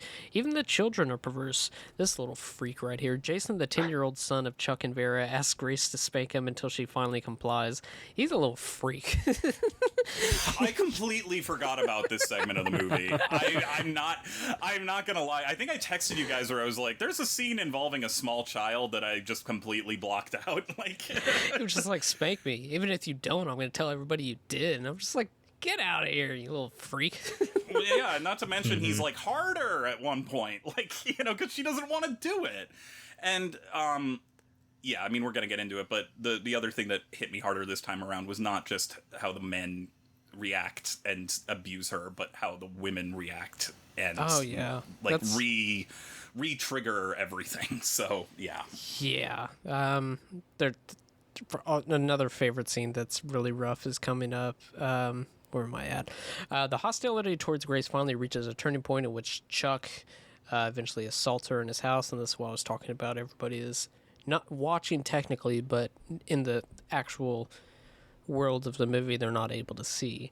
And then even more heartbreaking is he leaves, Stellan Skarsgård leaves, and Tom is just like, have you seen Grace? And he's like, I think she's in her house. And he, like, walks by her door and then just, like, gets, I think somebody calls out to him and he just turns around. It's just really heartbreaking stuff.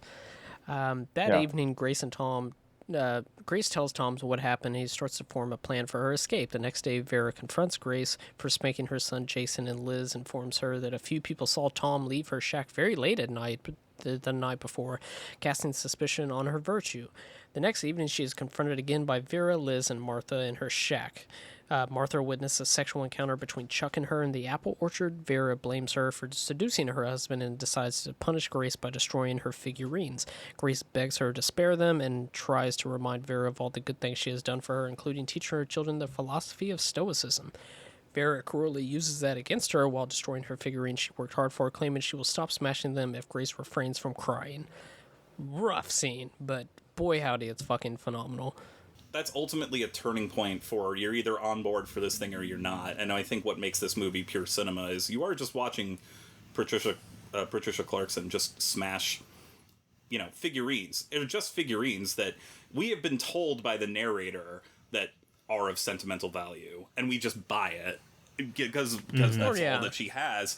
But isn't that kind of like a reflexive thing about what the movie is aware all movies are manipulation, but I feel like this movie is perfectly aware of what it's doing to manipulate you and almost trying to draw attention to.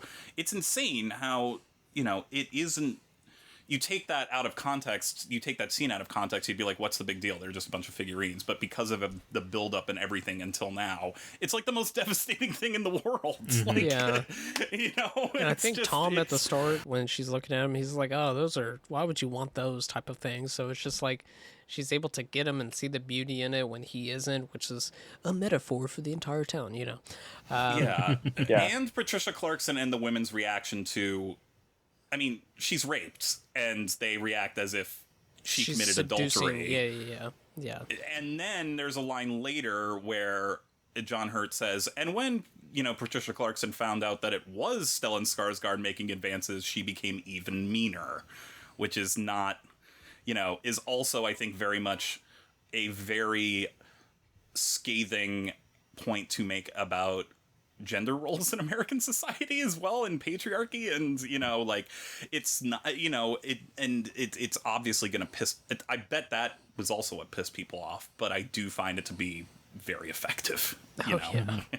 Yeah. I mean, I would even make the argument, and this does raise problems, is maybe, the sexual violence of this movie is just like any other kind of behavior that these people enact or exhibit in this movie, and that it's emblematic of a certain part of American nature, and maybe and there's problems with this, but maybe Von Trier isn't necessarily even speaking to the sexual violence side of it, but just that there's a certain part of the American psyche, to an outsider of him, that is, what is staring you in the face, what is the truth of something, doesn't matter as much as how you feel about it, or what your reaction is.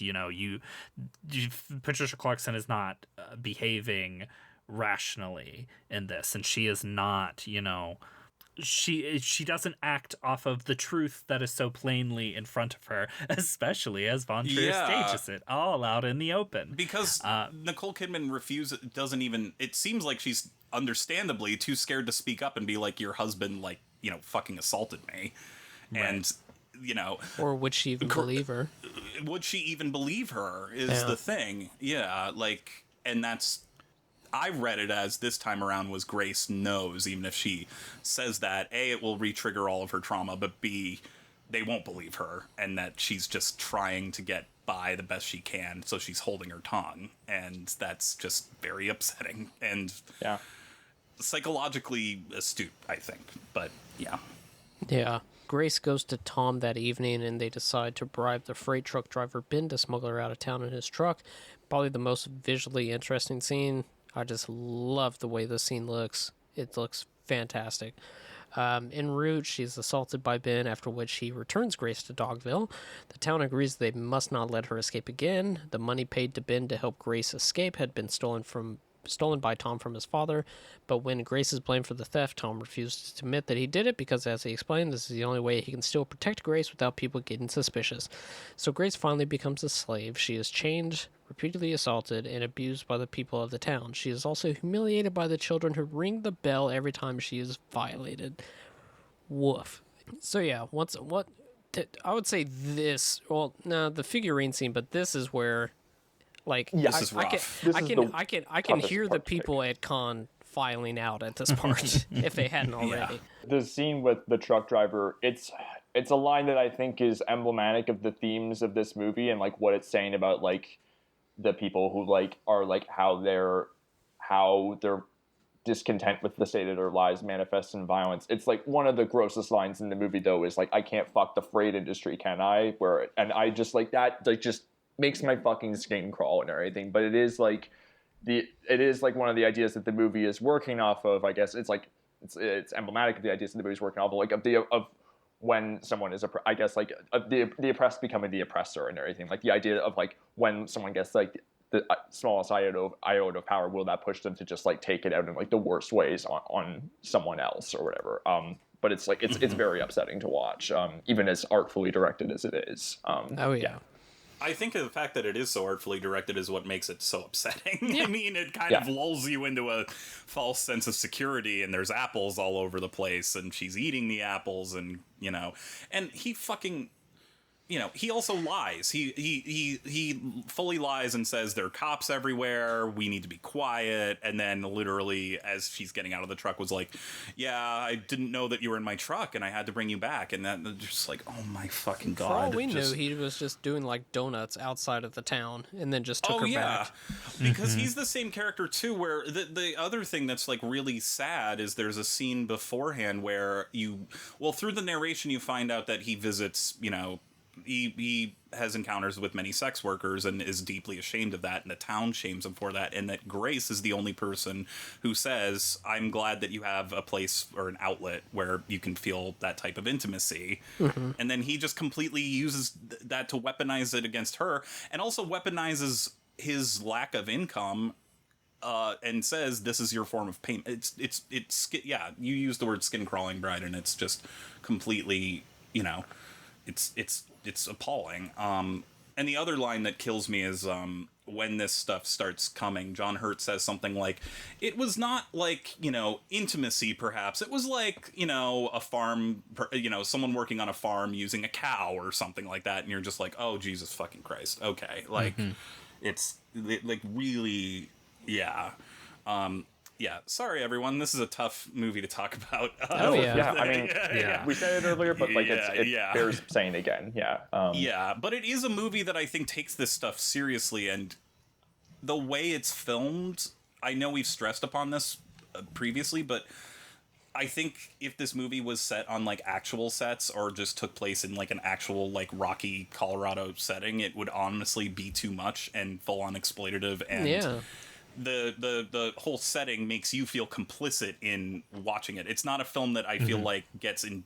It's pushing your buttons, but knows it's trying to hurt you on purpose for a point, as opposed to rubbing your face in miserableism and sexual assault in a way with that's just trying to shock, which I know Von Trier can be accused of, in other ways or in other films, but I feel like this one, he's really got his finger on the pulse here. So it's not really a movie that's served by literalism, because I think at a certain point, everybody's behavior in this movie is somewhat allegorical in terms that it's supposed to represent something socially, or something in the mind and the heart of America as Von Trier sees it, rather than it's this person doing this thing, which is obviously a very heady, I guess, if people want to call that pretentious, like the critics out of Cannes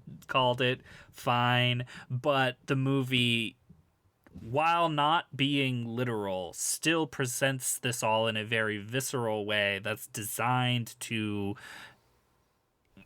activate your anger and activate, I think we as Americans, I think it serves to activate our anger at what we see, in everyday society. Yeah.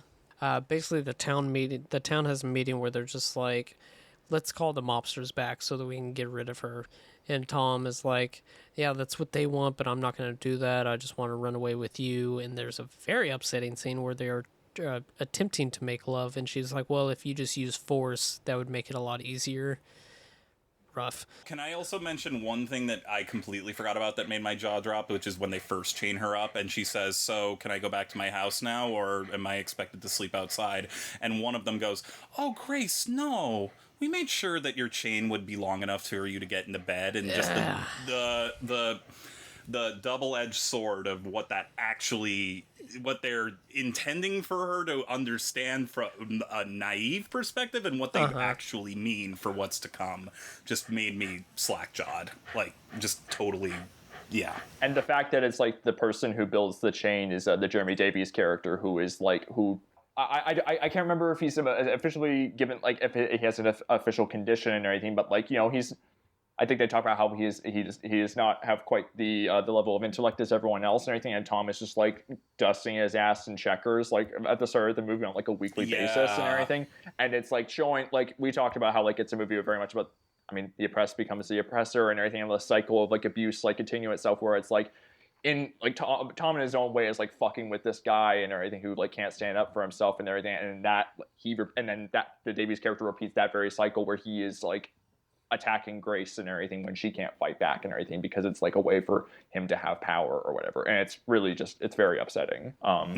But yeah, the line of "we made the chain long enough for you to get into bed," and the way that they're saying that, this would be the most pretentious thing I've ever said. Much like how Americans like to couch all of their horrible things in very nice voices and niceties and whatnot. They never really fully just be terrible. It's always very underneath, besides the scene in Grace's house with the three women and the destroying of the figurines and whatnot, but that's behind closed doors. They're not going to do that. Even that starts where it's like, it's girl talk. We're going to have some girl talk and everything. How to lead it in. Yeah. Tom eventually finds the cardigan. He calls the mobsters to turn Grace in. When the mobsters finally arrive, they are welcomed cordially by Tom and an impromptu committee of other townspeople. Grace is then fleed by the indignant henchmen, and her true identity is revealed. She is the daughter of a powerful gang leader who ran away because she could not stand his dirty work. Her father Go ahead. Can I also say that it's almost like a Darth Vader twist, because she says, "Those gangsters took my father away from me," and then you find out that James Caan is her father. Yeah. I was just like, it was almost like, is that almost like, I don't even think, it's not like Lars von Trier thinks of Star Wars, but I was like, oh, it's Darth Vader. Like, sorry, I know that's so nerdy. No, it's fine. I will also say, for a very bleak movie, the scene of Tom trying to like welcome the gangsters very jauntily while they're all pointing guns at them is maybe the funniest scene in the entire movie. Yes. Yeah. Yes. But eventually he's just like, it's like keeps like having like those sputtering edits where it keeps like, he was like, well, you know, we have a lot of things to do in this town, and then eventually just like, shut up. There's 40 Tommy guns in your fucking town. Be quiet. Yeah. The Dogville production of Guys and Dolls will now commence. And then Grace and her dad have like a 20-minute fucking conversation about the nature of arrogance. It's an electrifying sequence, though. Like that, I mean, that scene always has my mind swimming in the best way, because it is so black and white, and Von Trier, I feel like, knows that. There's no character is really bringing a ton of nuance in. It's either good or evil, you know, and then basically the evil wins. So yeah. I've heard a lot of people be like, oh, that end is where it's a little too on the nose, and I was just like, well, after like 2 hours and 40 minutes of not really being on the nose, I think he's earned it. It's fine. Yeah. It doesn't annoy me. I also, I'm not gonna lie, I laughed really hard where James Caan at one point just loses it, and he goes, I love you, but you are the most arrogant person I've ever met, and you call me arrogant. And the thing that's really persuasive is he does kind of have a point that's really disturbing, where he's like, you can't hold these people, you don't even give these people a chance to meet your standards that are technically impossible, and you call me arrogant. Like, it's that really disturbing thing where sometimes it got me thinking, like, oh shit, do I do that sometimes? Like, do I just look down, like, I'm gonna be the nicest person I can be, and then be like, if something rubs me the wrong way, be like, well, whatever, I'm gonna be nice about it. But then I did think about, like, well, am I that person sometimes? Like, am I do I have I'm very self-deprecating and self-loathing a lot of the time, but whenever I judge people in my head, like, oh shit, that is me being arrogant in a certain way. Is that too deep of a cut, or like? I mean, we're all like James Caan in the back of a Cadillac in the 50s, I would say. Yeah, like, it I get what you're saying, 100%. Yeah. Yeah, I don't know if that was just a little too tidbitty, but yeah, it's... No. It's like Tom like learning something about himself in this movie and be like, I don't like this. Yeah, we should also stress that I do like that the narration gives, because I think it's actually smart that the narration gives us this. In many ways, it would be telling without showing, but I like that Tom says what ultimately drove him to call them is that Grace was right, and that he realized this, and he hated this part about himself, and instead of coping with it and talking to her and dealing with her as a human being, he's like, I'm gonna get rid of her. Mm-hmm. In a very serious movie, another very funny moment is when he gets the inspiration for the book and he says to Grace, do you want to read it? And she says, would you be offended if I said no? Yeah, it's so good. Oh, man. Let's get to this. One paragraph left, and then we can wax poetic.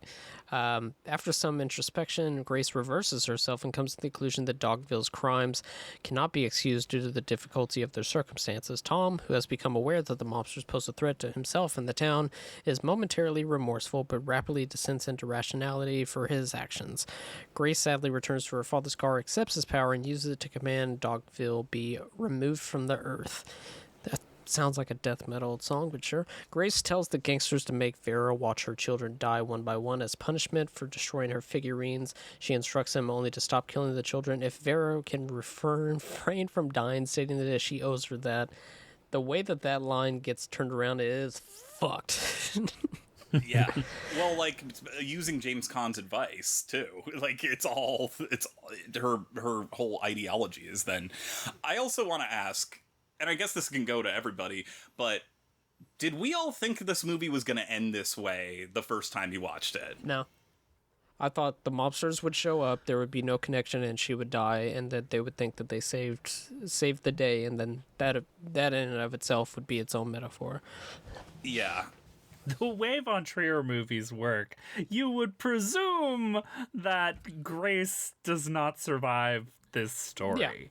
Yeah, that's exactly. I mean, I wasn't putting burning the whole town off the table, but I would have assumed it was they arrive, Grace is dead, and then it happens or something. You know, like Kevin, I think you were mentioning the same thing to me, but the fact that she is the one technically pulling the trigger is what is the most chilling, you know, directly and indirectly. Yeah. Yeah. And like also that, like, we talk about how the whole town is evil and everything, but then I was like thinking about, like, we'll get into this, I guess, but like who represents what and everything, and the fact that like the victims include the people who get killed at the end are a baby who has really done nothing throughout the whole movie except, I don't know, cry, how dare it, but and also June, who is the disabled daughter of the black woman played by, is it Cleo King is the actress's name, but her Olivia. She's like Olivia, yeah, thank you. Yeah, I'm like thinking, I don't know that they are on the same plane as like everyone else who was contributing to Grace's misery and everything. But then, you know, maybe that's its own like complex. That's what complicates the ending of this movie. I mean, the sort of good for her energy at the end. Just do a bit from Suspense is Killing Us when they say good for her. Yeah. I was gonna say it, being that we're covering this with Fahrenheit 9/11, and it got me thinking it's very much, maybe that's too big of a metaphor, but it's leveling the town without knowing the intricacies of everybody that's there, and like, because that this person was around this person who assaults somebody, that they should be mowed down as well. It's just like, it doesn't matter about intricacies or anything like that. It's like the entire town means this thing, so it all has to end horribly. It's terrible, and of course it's not supposed to be like everybody deserves to die equally or anything like that. It's a big sweeping fuck everything, burn it down, and then I'm gonna go home with my dad and also be in a terrible position also. It's fucking America. It's fucking pilgrimage and fucking murder everything and keep fucking rolling. It's supposed to be fucking terrible. I like that read. Also will add, very Old Testament in the sense that God would be like, don't just kill this guy, kill his whole family. Yeah, 1000%. But yeah. I mean, I was gonna make the metaphor. It's just like, bomb Baghdad because of like 5 terrorists, and it's like, or is the entire town terrorists? No. But they knew, right? Yeah. What? No, maybe I don't know. I mean, no, but that's a great point. I think it's fair to bring up Fahrenheit 9/11, and you know, Chris, you brought it up in your piece too. I mean, like, this was 2003. It would be, you know, you can't help it. I know this is I'm gonna say something, but I'm not gonna open the can of worms. I mean, look at how we reacted to 9/11 and everything. You know, like, look, Zero Dark 30. I couldn't help but think about a little bit watching this. I also thought about Carrie watching this, about how innocent bystanders at the prom of Carrie are also killed. Yeah. You know, a much different type of movie, but also the ending of Do the Right Thing is also something I thought about. Yeah. Because Bryden, Chris, in our group chat, Bryden messaged us with, you know, like, is the movie saying, you were saying, and correct me, please, you were basically like, is the movie equating this to this? And I'm like, I don't think the movie is, I think Grace is. And that's the difference. And the narration is from Grace's perspective in that moment. And then it's John Hurt saying, for the sake of humanity, this is one town that would be better off. And then Nicole Kidman kind of repeats that philosophy. I don't think the movie's saying what is the proper action to take. It's just it's sadly a reaction that feels credible in this world that it's constructed, and it's relatable to human nature. I mean, there have been, I think the angriest I've said this earlier, but sometimes the meanest I've ever been is when I've just been feeling so hurt that I can't internalize anything and I just let it all out, which is what I think this movie is very much saying. So, I mean, I think there's a big question for anybody who is trying to, you know, rack their brain around this movie, and it's, you know, how much do you think Grace is, you know, if Dogville is America or a piece of America, how much is Grace also of that too, you know? So, like, is this ultimately just America solving its own problems, and we can only solve it with violence? Not only is this movie maybe representative of how America treats the outsider or treats, you know, other nations that are needed, but it's also what we do to our own. I think, you know, you could see a lot of different systems of oppression in this, you know, symbolized in this movie. Right. Yeah. Like, even though she's an outsider, which you could read that as like von Trier himself coming or seeing America from the outside, but at the end she's just American as any of them, because she's just going to burn the entire place down because it doesn't live up to her, which of course they are fucking terrible, let me get you there, but to do that, it's just like, well, that's, now you're just on the same playing field as them, and you thought yourself is holier than thou. I mean, your name is Grace, for Christ's sakes. And yeah, Dogville is burnt to the ground, and all of its inhabitants are brutally massacred, with the exception of Tom, who she executes personally with a revolver right after he applauds the effectiveness of her use of an illustration as an attempt to get her to spare him. After the massacre, the gangsters hear a barking sound from one of the houses. It is the dog Moses, our great dog palm winner. A gangster aims a gun at the dog, but Grace commands that he should live. Quote, "He's just angry because I once took his bone." The chalk drawing of Moses becomes a real dog as his barks lead into the credits. No epilogue in this 9-chapter movie. The epilogue is all of the American critics at Cannes losing their fucking minds. Yeah. God, what I wouldn't give, as much as y'all talk about on this at Oscar Buzz, to like see the tallies of the votes and whatnot, why did we not have like night vision cameras like how they had in horror movie trailers back in the day, of just like at the end of con movies that are divisive? It's just like, I want to see people like riot, okay? Well, like, it's like there's that video of like people waiting outside the theaters at Cannes when Irreversible's playing, and people like walking out and being like, "So disgusting," and everything, and like, it would be like, love to see that. I haven't seen like, that. Dogville. Oh goodness, I gotta see this.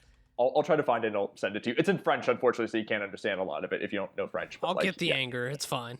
The fact that it's in French makes it better. Truly. Is Isabelle Huppert there? What is she saying? She was probably like, it was the most beautiful thing I've ever seen. I don't know about that. She never works with Gaspar Noé, so yeah, maybe not. The ending subverting, like, because you look at the protagonist and Breaking the Waves, Dance from the Dark, and it's not that Von Trier's like they don't make mistakes, it's just they're in circumstances in which they have no control and die a saint.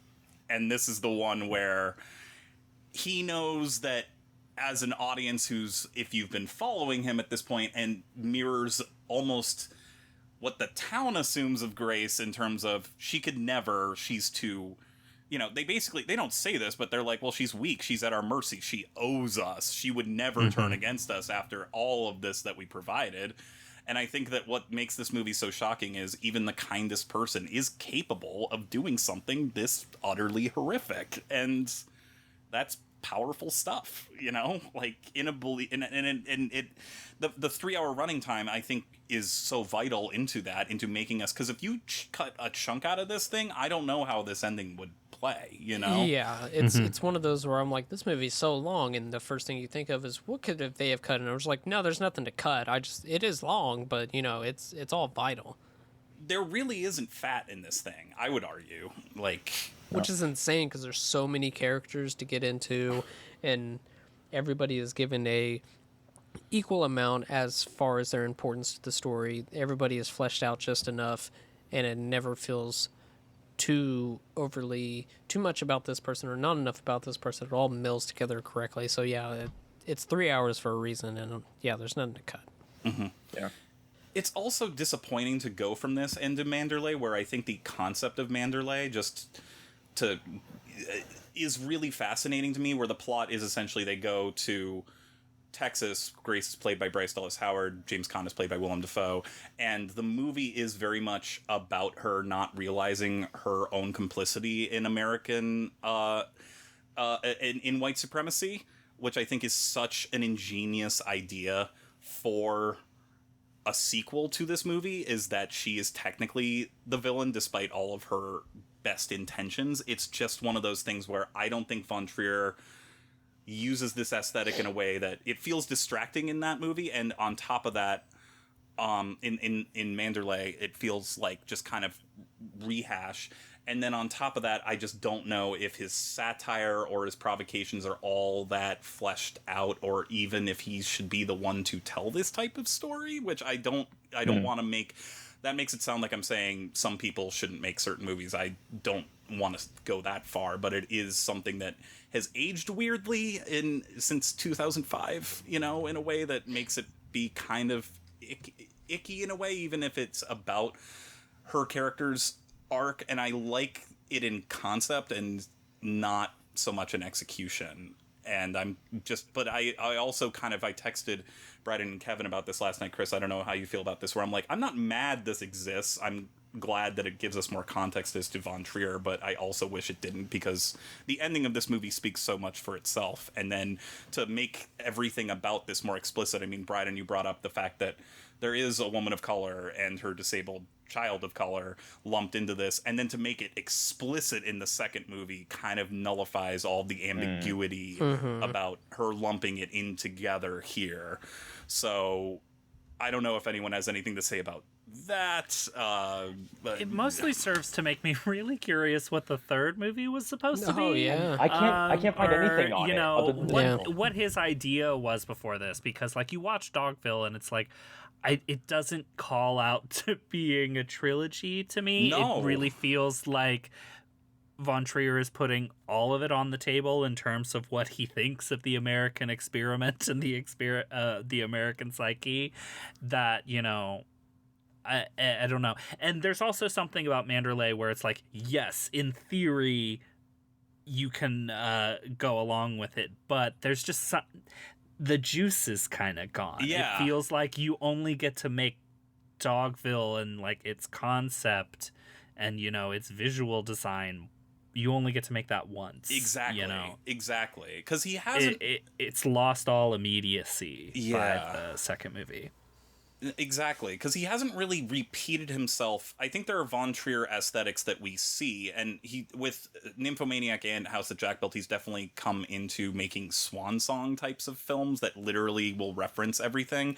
But this was a much different visual aesthetic compared to Breaking the Waves and Dancer in the Dark, which were much more Dogma 95. And there's obviously some of that here, but with the overhead shots and the use of computers to enhance stuff like that, this is also much different than Antichrist, which I feel weirdly is much more polished, and then Melancholia is so lush with color and makes it it's almost like much more purposely melodramatic. I do like that, you know, you're right. It's like, I feel like even he realized after the muted response of the second one, where he was just kind of like, oh, I nailed it the first time, people just weren't ready for it.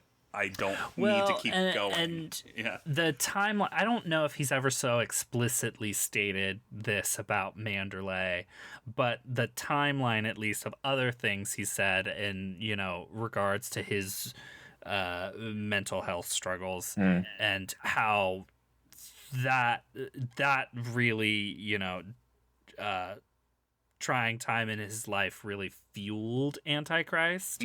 So to me, I kind of read through the lines of that, but like maybe I shouldn't, because he didn't draw the line. But to me, it read somewhat like he was struggling while making Manderley personally, and it resulted in a creative failure because he was personally in not a good place, and, you know, fueled the next movie.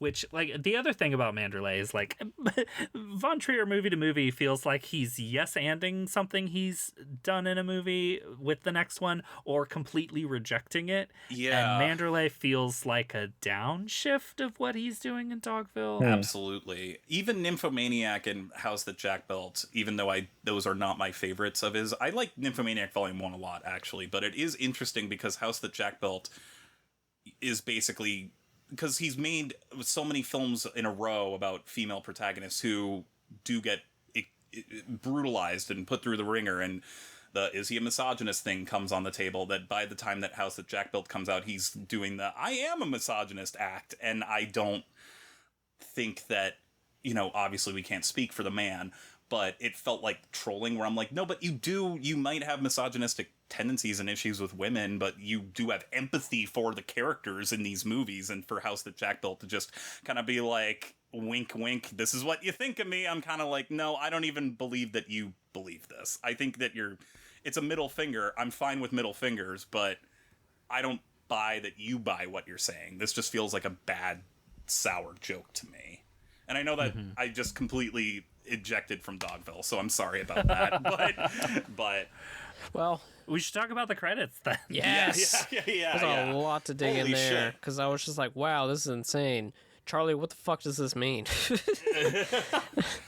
Well, I think that the end credits are so powerful because it's, you know, the whole movie, the whole setting and aesthetic of the movie puts you at an intentional remove, so that by the time you get to the credits and you're like, oh, the movie's over, it's like a sucker punch of, no, this is what I'm really talking about here. Like, this is what I'm really talking about, and if I rubbed your faces in this, you would have rejected it. I'm not sure if it's even ethical to film it in this type of this realistic type of way, and make of this what you will. And I think that's especially what pissed people off, is like, he's just the you know, it's very clear that Grace is supposed to be a cipher for, you know, an illegal immigrant or a minority or you know, any type of disenfranchised person. And then to throw that in your face with the extra fuck you of Young Americans by Bowie is extremely cynical, but good Lord, does that pack a wallop for me emotionally. So I mean, especially because it's like the lyric, the set of lyrics, like, we live for just for these 20 years, so we have to die for the 50 more. And it's like the fact that all these photos are like from like early 20th century all the way to Up like to what Nixon. looks like it could be present day as well. Yeah. Like it's just like showing like this is still going on. It's very, very upsetting. yeah, did this movie get booed? Because I can assume that's where the booze started. I don't know. What is this saxophone? Yeah. Yeah. I'll look it up, but let's go ahead and final thoughts this. Chris, what do you got for final thoughts? You've said that you've spent a lot of time this year thinking and writing about it, so what is the lasting impression you get from this? And also, being that Von Trier made this movie that you love so much, when he announces a new thing, do you get, or is this kind of like the outlier for you as far as Von Trier movies that you love? You know, his filmography was really important to me as, you know, I was gaining film awareness as a young person.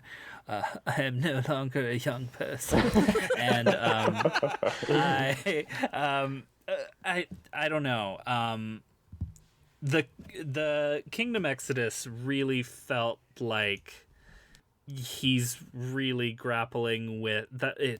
What a bizarre show. If you haven't watched it, it's kind of a lot, but it does really feel like him looking towards the end. So who knows if there would be another one. I got to the point with like House of Jackville, like much like what Charlie was saying, that I'm like just like okay. I don't really want to see any directors. So this is what you think I am. Movie. I don't really want to see anybody's movie of that. That being said, I think that movie's fine, but you know, maybe he should just never do interviews and remove himself from public speaking, because it just feels like all of it is a troll, so you can't take any of it seriously, especially his comments after the Melancholia at Cannes fiasco and his jokes about being a Nazi. And every single interview he does backtracks whatever the previous interview said. So,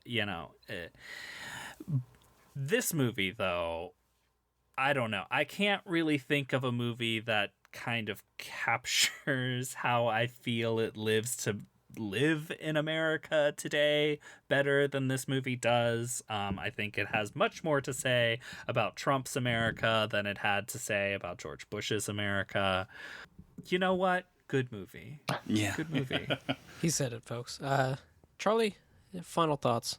A lot of stuff that raced through my mind watching this was just thinking about all of the videos that we got when we were in lockdown of people just throwing outrages about masks in supermarkets and the way that people threw things at each other, people all getting escorted off of planes. Like it's I remember thinking, when I saw this in college, wow, what a great movie. And now that I've had much more life experience, it hits me on deeper levels more than I could have anticipated. And I know that, we mentioned that this film is misanthropic or nihilistic. It certainly can be read that way, and maybe it is, but I do think that it's honest, and even if it's ugly, it's an honest. It's sometimes we can't look away from these things, and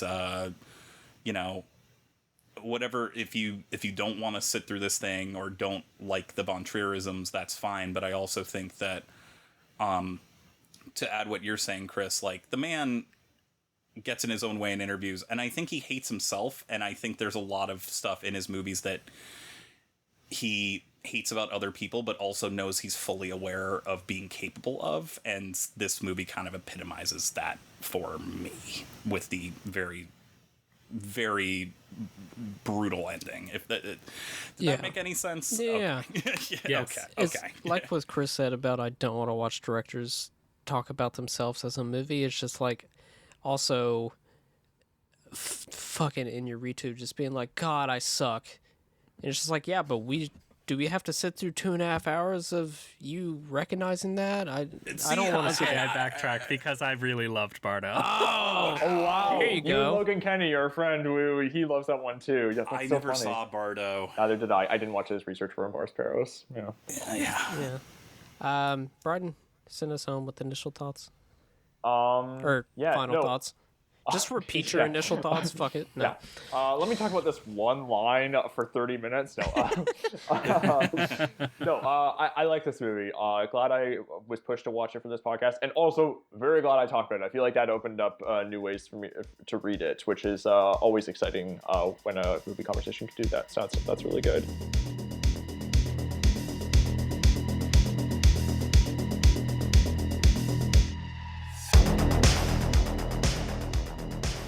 Thank you for listening to this week's episode of Almost Major. Please rate, review, and subscribe to us on iTunes. Please follow the pod on Twitter at Almost Major to keep up to date with what movies we will be covering in the future. Myself, I can be found on Twitter and Letterboxd at KevBonesy. Bryden can be found on Twitter at Bryden Doyle and on Letterboxd at JDoyle. Charlie can be found on Twitter and Letterboxd at CTNash91. Once again, thank you for listening.